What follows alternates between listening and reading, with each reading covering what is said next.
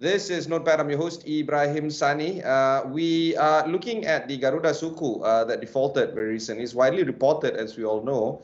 But it's not just that. It's also the story of how corporates are facing through some tough times to repay back some of their fixed loans. But more importantly, how does this impact the whole world of the Islamic finance as well?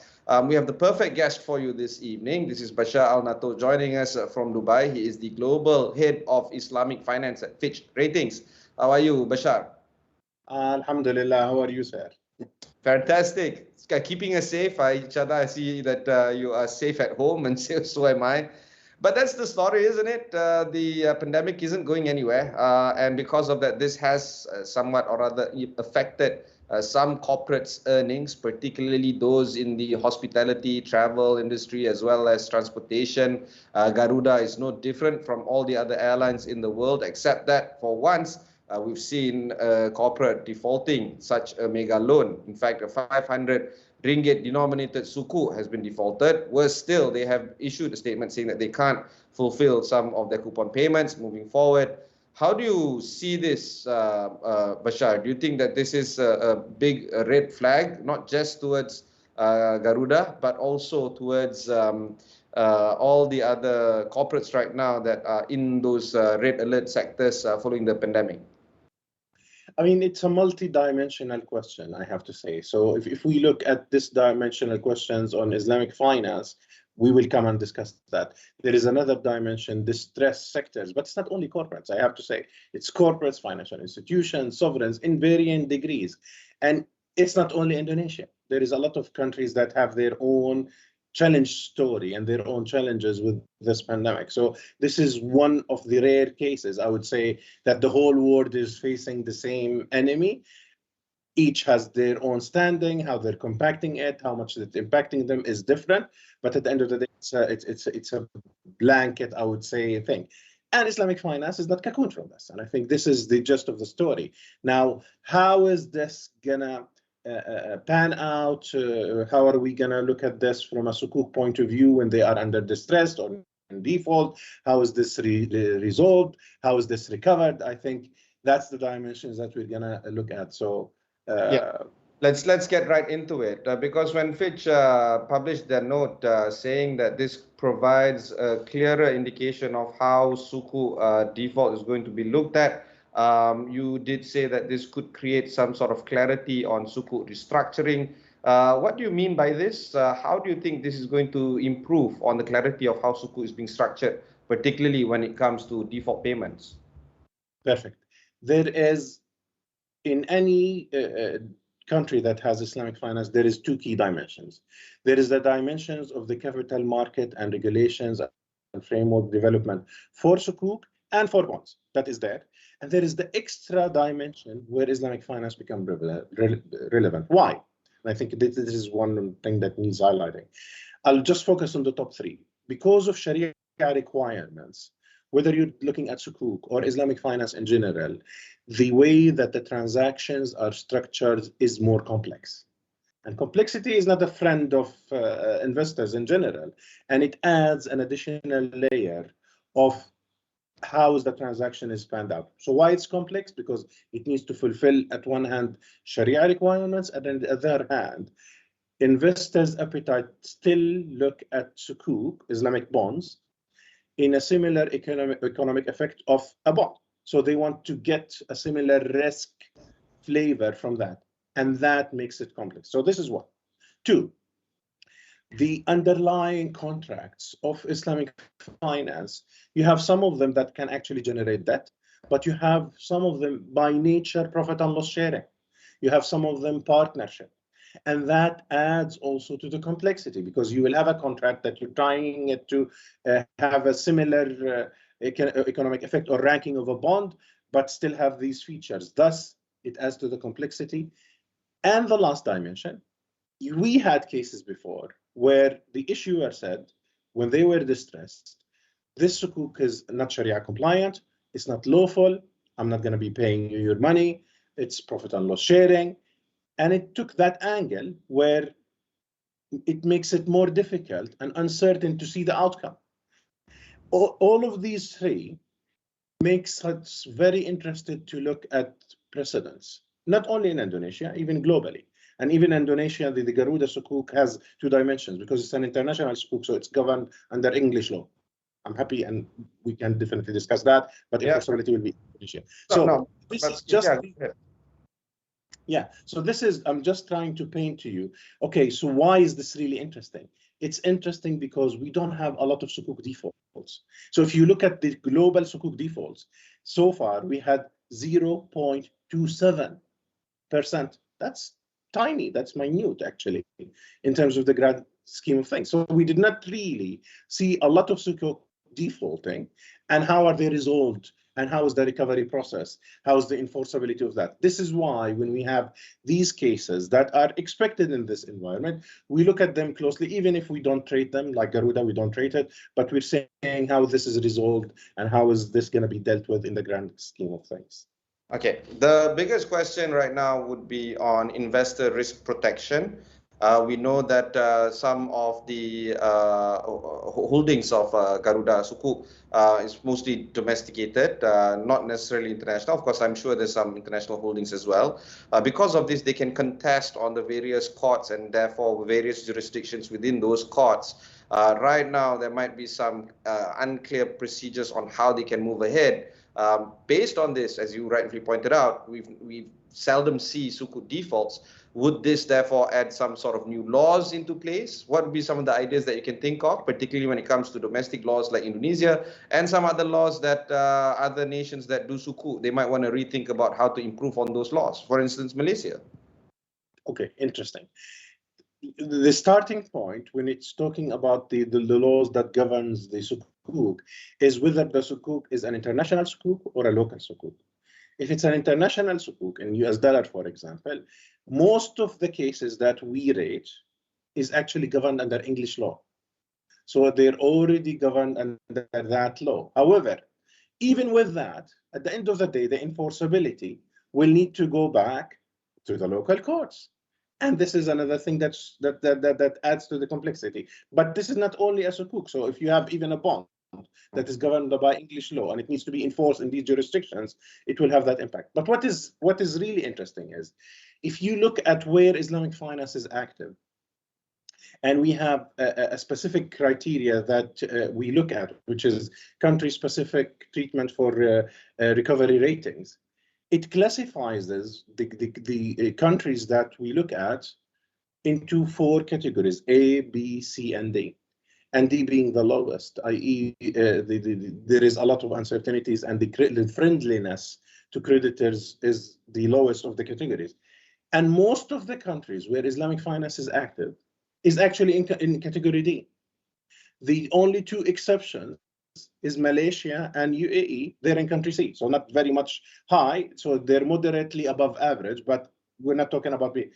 And that is something that is for Sukuk and bonds. So the starting point, you're already dealing with laws and regulations and frameworks that are still at a very early stage of development, whether you're looking at a bond or a Sukuk, which already has an implication and limits the recovery and recovery ratings in our methodology. So if we are looking at this, and this is the starting point, what will be interesting is to see, I mean, if this is going to be resolved by court or outside court, because that is the option that we saw in a lot happening, which has its own things. But so far, when the cases of Sukuk went to English court, the English court said the obligations of payment to the Sukuk holders stands and it's enforceable and it needs to be enacted. However, we did not see translation of that in local courts.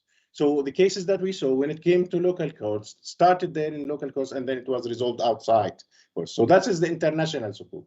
Local Sukuk are governed by the local laws, and there each country has its own spectrum of ways. So if you look at Indonesia, for example, they have the commercial laws and they have even religious courts that looks under that looks after Sharia and Sharia financing. However, in practice, and we saw a lot, and there is an option that you can elect actually to go to the commercial law, and this is where the root of the big transactions, Sukuk and big financing goes. Also, it still goes to the commercial laws rather than the religious cause. Small cases, specific cases can go there. But again, you're seeing we're monitoring how this is evolving. What does it mean to go to this court or to that court? There is a lot of insights on how is this really panning on the ground in terms of the ability to enforce your right. How long will it take you? How much you will recover? What is the actual prospects?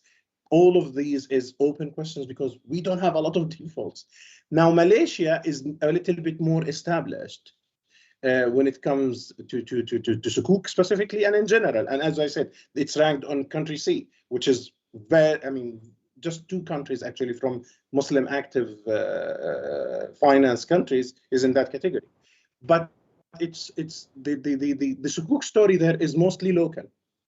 Yes, you have some cases where the sovereign issues or a corporate here or there issues, but the majority of that is a local one. You have developed frameworks there, you have legal system, you have centralized Sharia board that has the final say of how Sukuk is Sharia, not Sharia, and if it's saying is respected in court. So there is tests there that gives you precedent, but it's more of a local story rather than an international story. This is a quick glimpse on this a little bit complex topic, so please take me to that. It's not. It's actually quite interesting because all this boils down to essentially what we're talking about is how we can improve on investor confidence. How would investors price those kind of investments? Necessarily, it isn't necessarily bad for a country to be rated D because it only means it's high yield for investors, if you think about it. And because of that, the risk, the higher the risk, the higher returns. But some government bonds in Sukuk, Malaysia 10-year MGS, for instance, the yield is actually quite interesting. It's been increasing ever start of this year. It was decreasing quite slightly at the late of 2019 and the year of the pandemic from 4% average to below 3%. Now it's slowly rising as well. That's MGS for GII, the Sharia equivalent. It's also doing the same trending. That's for Malaysia. Now for Indonesia, when we talk about government Sukuk, is one thing, but corporates, I'm sure it's facing the same type of scenario. Funds are actually quite cheap these days. Interest rates are very low. Of course, central banks are easing. Some central banks have gone so far as saying that they won't change their interest rates, in the near term, maybe up until early 2022. So cost of borrowing may not necessarily be expensive. So how do you marry the kind of issues that all these corporates are going after? Money is rather cheap, but because of the rising risks like Sukuk defaults now into the picture, how would investors view what kind of investments are safe and okay, and what kind of investments are risky and perhaps require a higher rate of return? Bashar. Yeah, I think you've summed the 2 key drivers for investors, which is risk and return. And for us as a rating agency, that is already translated in the rating. So the translation of this, as from a credit point of view, is in the ratings. Now, you have investor appetites in this low interest environment across the board. So there is investors that are focusing on investment grade or high investment grade. Some of them are having allocations for lower investor grade. Some of them are having it even for speculative grade. So at the end of the day, what drives the allocation and the appetite is actually the appetite and the policies and allocations of investors. And here, when you're talking about investors, you're talking about local investors and international investors. And the dynamics are different. So the real dynamic when it comes to Islamic finance is also, so on top of risk and return, for us, we have also structure. Because at the end of the day, it's structured in a different way. It needs to qualify for a certain parameters to rank pari passu with a bond. So if I have a country A, for example, or country B, and I rate their bond, conventional bond at BBB, and I'm rating their Sukuk at BBB, they carry the same risk meaning. And that's a important thing, because for a complex instrument, you're really making it comparable, and you can benchmark it to something that the international investors understand, which is a bond. So, and I think this is bridges the understanding of that. Now, accessibility to the market. If we, for example, you were talking about Indonesia and corporate, there is limited actually corporate issuance in the international side. We don't, I think, rate a single one in the international side. We rate few of them on the local national scale. But the development story of capital markets in Indonesia continue to be emerging at an early stage. It's the sovereign is very active. They've actually were the first sovereign to issue a green sukuk, for example.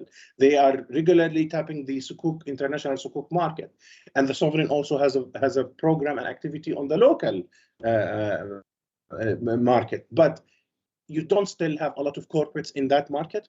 Corporates are still working with the bank and bank financing, and that's the story not only in Indonesia, in many countries where Islamic finance is active. I mean, I would say with the exception of Malaysia, the corporates are still relying on bank financing rather than debt capital market with their bonds and sukuk. That is because of the lack of development of accessibility and incentive for these corporates to go and issue. So it continues to be, I mean, shortly, a sovereign-driven story in Indonesia and many in other countries where Islamic finance is active. We're seeing it being developed more and more in other countries. Malaysia continues to be a different case. It is local, so the most of the issuance is local, and you have almost more than 60% of issuances in sukuk and 40% bond. So you're really talking about an evolved, developed ecosystem when it comes to Islamic finance, not only on the sukuk side, but bank side, takaful side, fund side, etc. One idea, Bashar, that I want to explore, of course, when it comes to sukuk and the possible restructuring of how sukuk is being seen in default cases, would be on Sharia requirements. As we know, the differentiation factor for the different jurisdictions, of course, Sharia acknowledgement and recognition. Do you see this as a way or a path forward for greater clarity on how Sharia scholars can come together and build on better constructive consensus on trying to see how they should approach sukuk defaults moving forward? Bashar. I mean, I have to say this is a very interesting old question, but still very much prevalent in the Islamic finance industry. Exactly. So you really put your finger on the pain, I would say, as we say in Arabic, because at the end of the day, your issue is, do we really have standardization of Islamic finance and Sharia pronouncement? And the quick answer is actually no. So again, Malaysia is an exception. You have a centralized body that looks over that. But if I go outside this, many of the jurisdictions don't even consider many of the transactions coming out in Malaysia or the structure used in Malaysia as Sharia compliant. Many countries, even in the same country, you still have, I'll give you an example. You have one syndication, and in that syndication, you have a conventional tranche, and you have two Islamic tranches in the same country, because this bank says this is Sharia compliant, and the other one say, no, that structure is not Sharia compliant, and you need to produce another structure that complies with the Sharia. It's still very fragmented story. We've seen initiatives. The UAE launched a few years back a higher Sharia authority, and it's putting some standardization. But there is also in this process now, there is a lot of requirements that is causing some uncertainties for the market. And we saw this actually impacting issuers coming from the UAE in Q1 this year, and still continuing, because people are trying to seek what does this mean? How are we doing that? So it's an early stage, and here we're talking about one country. To have something on a regional level, to have something on the international level, it's very far, and it's a key limitation to the Islamic finance industry, because it is not giving awareness and confidence on the industry. Specifically, if you're talking about the international conventional investors, you have the Islamic investor, they're stuck. They can only invest in sukuk. So at the end of the day, or Islamic finance, this is the route that they will go.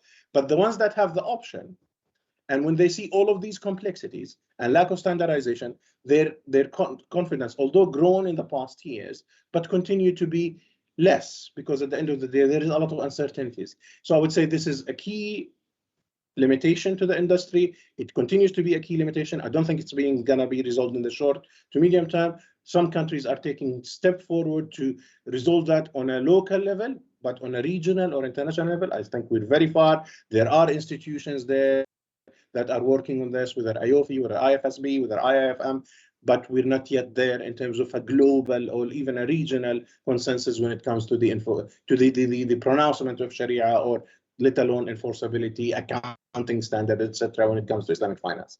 No, so I know some Islamic bank CEOs are questioning the ruling that AWFI comes about. In fact, when I was doing DCM, I don't know, 10 years ago, that was the problem then. I'm so disheartened to hear that this is still the problem today. You see, Bashar? And so many things have evolved, e-commerce, cloud computing, AI, everything is moving all around us. But this single item, it continues to plague Islamic finance. Do you feel that corporates, I know they have to operate within the laws of the nation, and of course, when they court international investors by issuing dollar sukuk or any other ringgit or non-rupiah sukuk, they want foreign money to come in. But because of this big hiccup, big hump that they have to cross over, which is the Sharia recognition, do you feel that there is a need for them to play it small to a point where they just choose the lowest common denominator Sharia recognition and then live and die with it instead of going through all these fancy Sharia structures and to a point where it can be recognized in one jurisdiction, but in another jurisdiction it is null and void? The quick answer, it is driven by your investor base. And this is a very, very important thing. So at the end of the day, if your investor base is satisfied with the certain Sharia structure, and that's the vast majority of your investor base, usually corporates specifically will go with that. Because if you're an Islamic bank, you'll have your own Sharia board that will dictate how the structure will look like. But if you're a corporate, and you're not a Sharia compliant corporate, although you have a lot of them in Malaysia, for example, but not in any other countries, then the key driver of how this sukuk is structured from a Sharia point of view is actually what is satisfying your investors' needs. And this is a very important point. So at the end of the day, it's not really their choice. So if you have a local investor that is satisfied with a certain transaction structure and Sharia pronouncement, you will go with that as a corporate. Or if you're attracting the wider investor base, so is it going to be more focused in a specific country? Now UAE has its own Sharia requirements for anything that is governed under the umbrella of the central bank. It needs to implement AWFI, which is making it complex.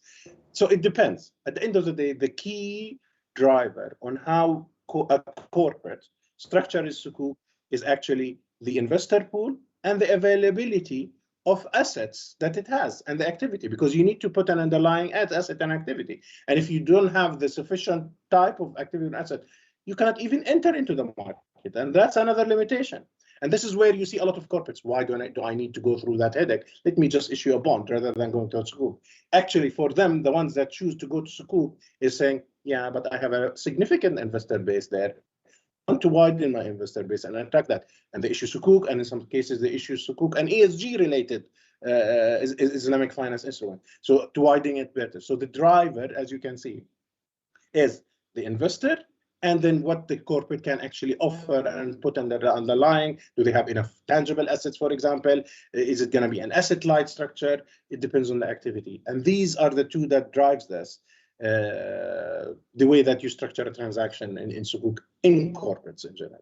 I mean, since we're talking about corporate sukuk and Garuda, I want to talk a little bit more about government of Indonesia sukuk. Very recently, they listed 3 US dollar denominated government of Indonesia sukuk totaling 3 billion ringgit, 3 billion US dollars, pardon me, bringing the total value of all sukuk listed on Nasdaq Dubai standing at about close to 20 billion US dollars.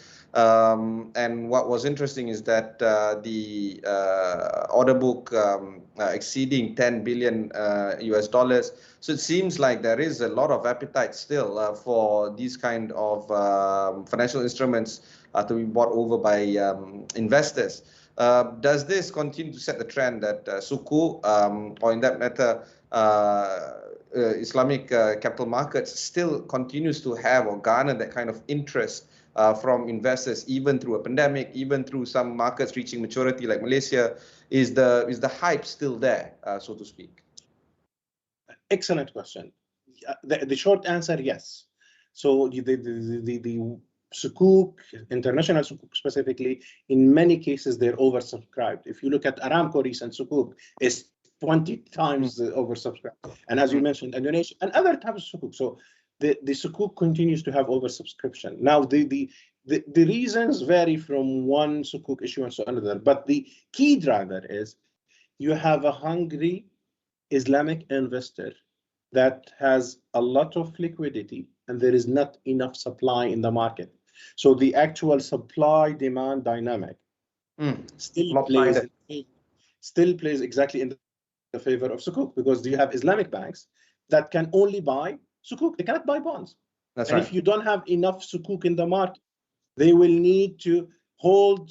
This is why they usually actually buy and hold Sukuk rather than trade them, because there is not enough supply. So it continues to be a market that is driven by actually higher demand on Sukuk, regardless of the complexity, regardless of all the issues that we discussed. And we've seen the share of Sukuk increasing. So if you look at the jurisdictions, the top 10 jurisdictions where Islamic finance is active, the share of Sukuk increased from, in the past 5-6 years, from 21% to 25% of the total issuances. And that story is expected to continue. Now, in some countries, because of introduction of new laws like the UAE, as I mentioned at the beginning, you could have the corporates or smaller corporates with not having a lot of tangible assets, not being able to enter here and there. But we've seen the industry before facing challenges, and it was innovative enough to do the new structure that accommodates both investors, Sharia, regulators, and the credit story of Sukuk to move ahead. And we expect that to continue, because the development story of capital market and diversification of funding of capital market in where Islamic finance is active continue to develop. And as long as that is there, I think we will still see, at least in the medium to the short to medium term, growth in the Sukuk market. Yeah, you're right. I'm not too sure whether you're familiar, but in Malaysia, the Employee Provident Fund, there's a conventional fund, which I am still at. Actually, I haven't moved my pension fund all the way to Islamic yet. But the Islamic fund managers over at the Employees Provident Fund is also arguing about the same thing. There isn't enough assets to invest in. Sharia assets to invest in. And if it happens, yeah, I can be certain that the same situation is the same elsewhere, as you have clearly elucidated earlier. We have to end this interview soon, but maybe a quick recap onto what you think the second half of the Islamic finance landscape is going to look like, particularly when it comes to fixed income. I think in countries where Islamic finance is active, we'll see. I mean, usually summer is a quiet period globally. I think summer is going to be a little bit quiet, but towards September and towards to the end of the year, we'll see a pickup. And I think this is going to be another year where you're going to have similar trends of growth of Sukuk in general, because the funding needs are there. Although in many countries that are oil exporter with the higher oil prices are there, but still these countries are actually seeking a diversification story. Banks, although in their majority are deposits funded, but because of the low interest environments, they are being opportunistic and they're issuing Sukuk. And corporates, with banks being more selective in their funding because of the pressured operating environment, is pushing corporates that have the ability to go and diversify their funding outside the banks and issue bonds and Sukuk. So I would say the trend continues to be even beyond 2021 to 2022 and in the medium term of these key factors that are going to drive growth in the industry. Right. Thank you, Bashar. That was Bashar Al Natoor, the Global Head of Islamic Finance at Fitch Ratings. If you've missed any part of this interview, just head on to astroawani.com, look for Notepad over there. You can also look for Fitch Ratings or Garuda Sukuk, all there on our website. Until then, thanks very much for watching and goodbye.